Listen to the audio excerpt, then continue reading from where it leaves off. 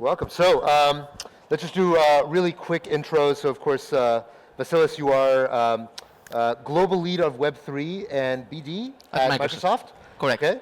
And you are Mo. You are the co-founder of Aptos. Very briefly, I think everyone knows what Microsoft is. Can you describe very briefly what is Aptos and why should the people here care about what you're doing? Yeah, so first of all, thank you all for coming. Aptos is a layer 1 blockchain that was designed many years ago inside of a different entity. It was designed to be a permissionless payments network to support billions of people. And when we looked at everything that was out there in the market, we realized this network needs to exist. We spun out of our parent company, which was Meta, in 2021. In 2022, we launched the protocol.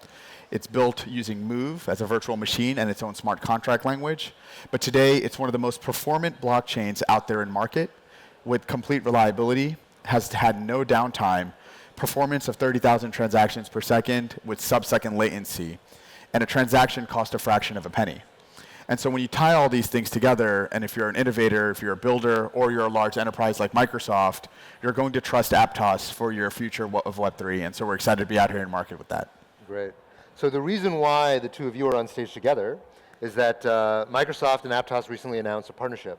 And I want to delve a little bit into the details of that partnership. But first I want to ask a question to you, Vassilis, about Microsoft and Microsoft's relationship with Web3. So Microsoft, relative to many of the other big companies in the space, has been relatively quiet about its involvement in crypto. I've seen things from Microsoft about blockchain, but crypto itself, I think you guys have been very careful to get involved. Why is that, and what is it about this relationship with Aptos that made you guys decide to change and kind of do this thing very, very open and publicly? Yeah, I think it's a fair question, and hello again from myself. There are a few things behind that question. So, number one, we did have our own Azure-managed blockchain service that we retired a few years ago. But when it comes to Web3, which is more of a denominator for the industry, we took a very conscious decision to wait and see how the market will evolve, right? We didn't want to move fast and break things, right? So we were very conscious also of the fact that we come with a gravitas. We are Microsoft, one of the biggest organizations in the world, with a long history, and with a centralized kind of structure, right? So what is the role of a centralized company, a Web2 giant in Web3? We wanted to wait to see how the market evolves and then enter with a very principled approach. So that's the reason behind a little bit the reluctance to engage very early in crypto. Now we are here. We take a partner-first approach. We do have some first-party solutions, but they're not holistic blockchain solutions. And that's why we always seek to formulate partnerships with the leading Web3 natives. One of them is Aptos. So now I'm moving to the second part of your question, like why Aptos, right? I mean, we are chain agnostic, but also we want to do business with L1s and L2s that really reflect our values and our principles as a company. Aptos is such a company. From the very first moment that I connected with Mo and the team, I knew that they look at the space very seriously. They want to bring innovation in Web3. And last but definitely not least, I'm sure you're going to allude to that point, is they're going to see how they can use AI to take Web3 to the next stage. Microsoft, the last 12 months, is a very AI-focused company, as probably all of you know. So that was, let's say, the angle that made sense for both of us. Interesting. So, the substance of this panel is about the intersection of AI and crypto. And there's been a lot of hype and a lot of big promises that people are making.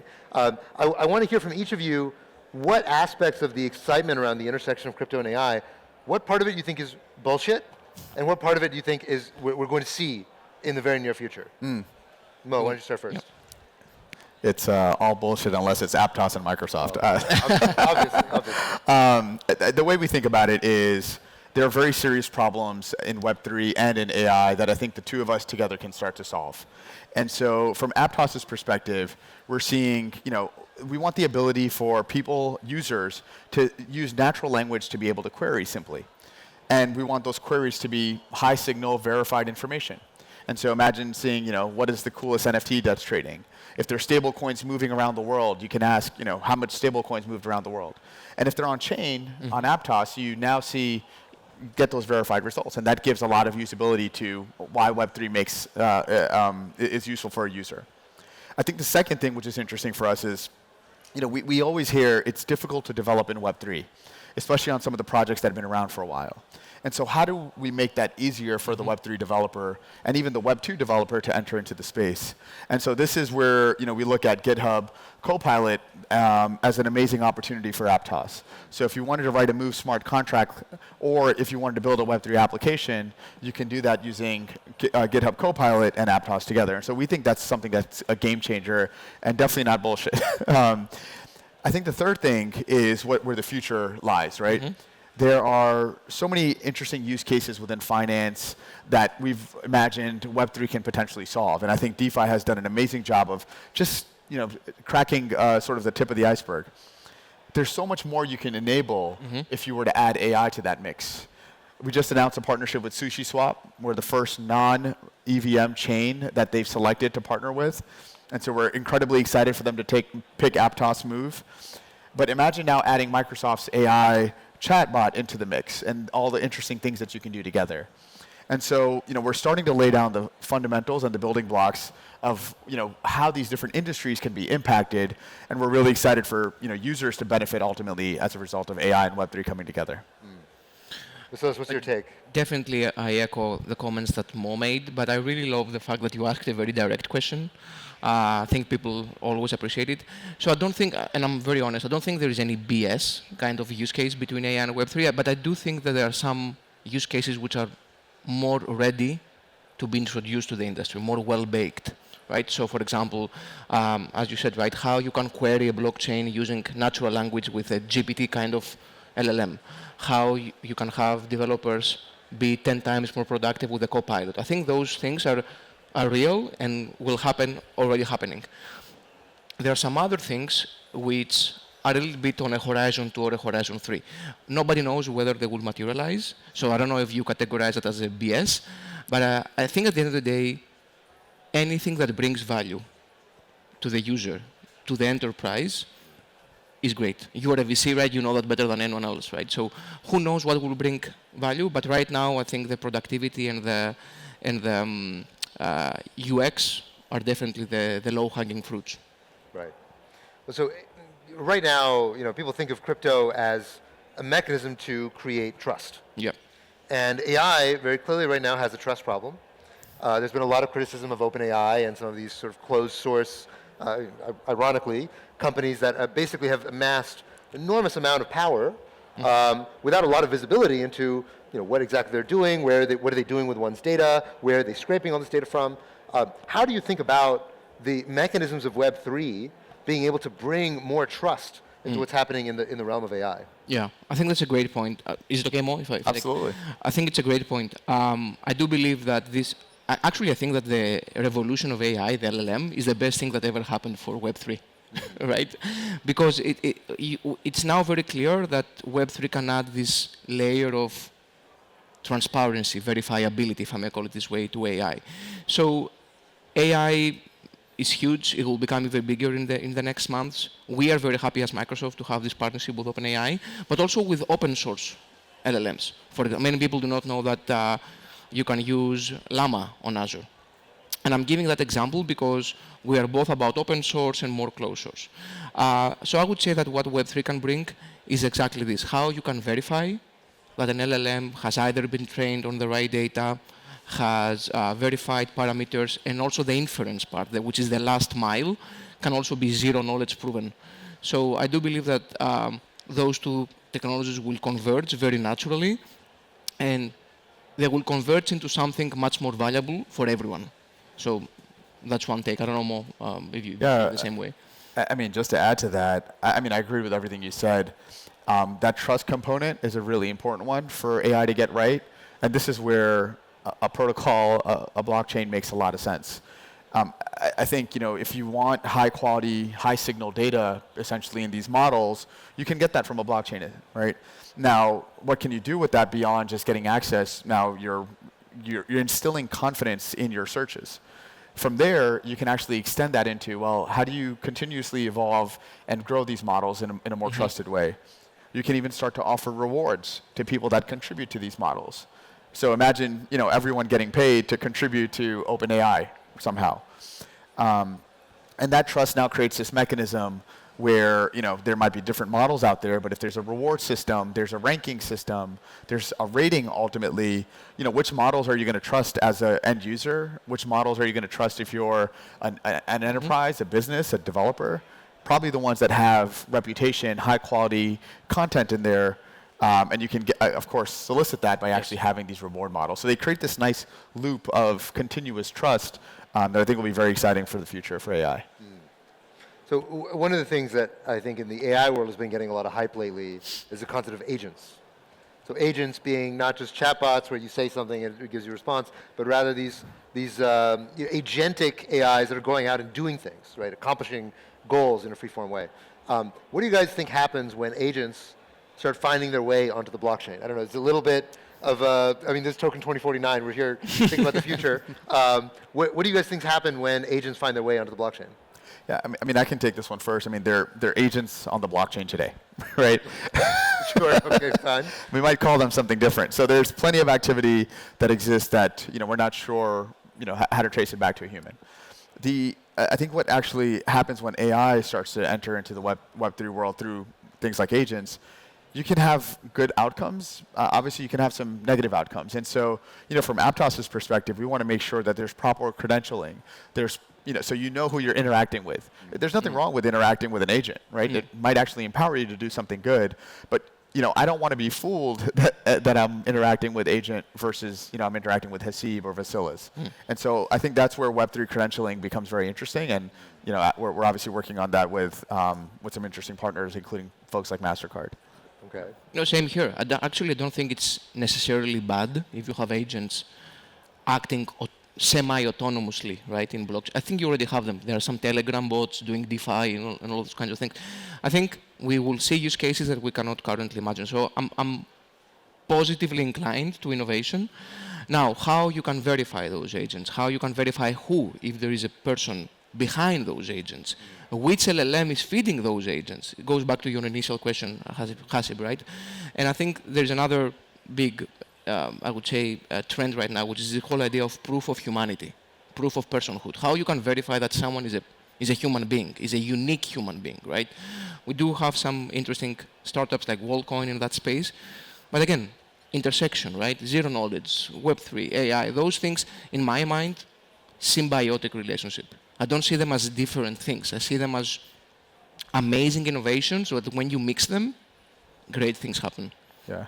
So building off that, one of the other concerns I think many people have is the cost of generating synthetic content has been plummeting with the advent of, especially with the video-based generation, image-based generation, audio-based generation. How in the very near future, the next time you hear Barack Obama saying something on Twitter, how are you going to know whether it's real or not? Is there a role that blockchain and Web3 can play in a world where synthetic content suddenly becomes incredibly cheap to generate? How do you guys think about that? Yeah, I'm happy to go on this one. So I think synthetic content is actually very interesting in a way that it can be quite positive, right? It can inspire people. It can actually serve as a thought partner. I think the cost of synthetic content going down is actually positive, right? Anyone can now leverage this and in ideally a positive way. Now, of course, you'll have your bad actors, just like any new industry does or any industry does. But I think what Web3 can do is basically help try to solve for that, right? I mean, tying this maybe back to the agent point, right, for a second, I would love for there to be a model that understands Mo deeply. Have an agent that represents me. That agent is verified because I have on-chain credentialing. So you're dealing with Mo's agent, not Mo himself. And maybe that agent has created some synthetic content to respond to Haseeb's email, or whatever it may be, right? And so, and that's okay. And I think ultimately the end user needs to get to a point where they feel comfortable engaging with that because there's credentials that this is Mo's agent trained on and synthetic content. You better have a whitelist on your agent because I'm not talking to your agent. It's got to go straight to you, okay? We go straight to each other, obviously. Yes, yeah. No, same here. Same here. To be very transparent on a personal level, I am worried about that scenario, about the flood of synthetic content, how it can transform public opinion. It is something I've been thinking a lot about. The utility that the blockchains can have is exactly what we discussed before. Putting this stamp It's the same, in my mind, it's the same when you go to a grocery store and you want to pick an organic fruit. It has a stamp, right? It says it's organic. Now, of course, you have to trust that the person who put the stamp, it's actually organic, and that's what the blockchain does. But I know there is a lot of discussion and public debate about if AI will kill all humans, etc. I think one very valid concern is the synthetic content and how it can change the dynamics in our society, and blockchain could be a solution on that. Yeah, and for that stamp, you're willing to pay more. Yeah. Right, Absolutely. and so you're going to be willing to pay more for a credentialed, out product that's verified on chain, and I think the market will basically be demanding this. Right. I mean, it's demanding it today, right? Essentially. Fair. So, yeah. That's fair. Yeah. Okay. Well, we cannot have a panel talking about the future without mentioning Peter Thiel. So there's a very famous quote by Peter Thiel that I want to get each of your reaction to as we're closing out this panel. The quote is, "AI is communist, crypto is libertarian." Do you think this is true? And if so, how do you reflect on how that changes as AI and crypto start to intersect with each other? Love the question. Is it okay if I start? Please. Look, this is a multi-layered question, but I want to be very fair because sometimes words can be interpreted in the wrong way. So I will tell you how I interpret Peter Thiel's quote. Please. I think by communist he means very centralized top-down, and by libertarian he means power to the people, every person has his or her own liberty. That's how at least I interpret it, because other people may see communist, they interpret it in a different way. So if that's the case, if Peter Thiel means what I think he means, I believe he's partially right, but more importantly, he's correct. So let me explain the difference. He's correct because at least that's how we see the things evolving. We see most AI models being moving towards a centralized model. Right? Microsoft, Google, AWS. So is that communist? I don't think it's communist, but I understand that it's a very top-down approach. Now, crypto libertarian, I understand where he comes from. Again, that's actually what is happening. Many people are entering crypto because they do not have trust in institutions. They want to have self-custody of their assets. I think, though, it's not the ideal state. My ideal state, now I'm talking as Vassilis, and I was reading a book about Hayek, the famous political philosopher, when I was flying to Singapore. I think crypto can be the ideal liberal state. By liberal, from the classical meaning, which is every person has autonomy, self-sovereignty, but we all live in a society where we respect each other and we have common norms. So in my ideal state, crypto is liberal rather than libertarian. But I understand what Peter Thiel said, and having said that many years ago probably, it speaks a lot about his abilities to predict the future, I think. Fair enough. Mo, what's your take? I mean, very beautifully said. I'm American is my answer. Okay. But if you think about, I mean, I going back to like studying Marxism, I do think there was this like idyllic state that could exist that I think AI is kind of naturally transcending towards. I think the libertarian view of Web3 actually adds a lot of value to that state. And what I mean by that is you can now have decentralization actually help facilitate different models where there is, egalitarian and, fair access. So, if you can contribute to these models, you might not only be able to be rewarded for it, but you get access to these models as well. And if you get access to these models in a free, open way, then I think you now create an opportunity where anyone can create. And so, I do think it is interesting to think about the melding of the two. I don't know where capitalism falls in this spectrum, but yeah, I think it's very exciting to actually see Peter Thiel's two dynamic views converging together at the intersection of two very amazing technologies. Absolutely. Yep. Well, we're up on time, but I appreciate the two of you sharing your perspective. Let's give a round of applause for the amazing panelists. Thank you. Thank you.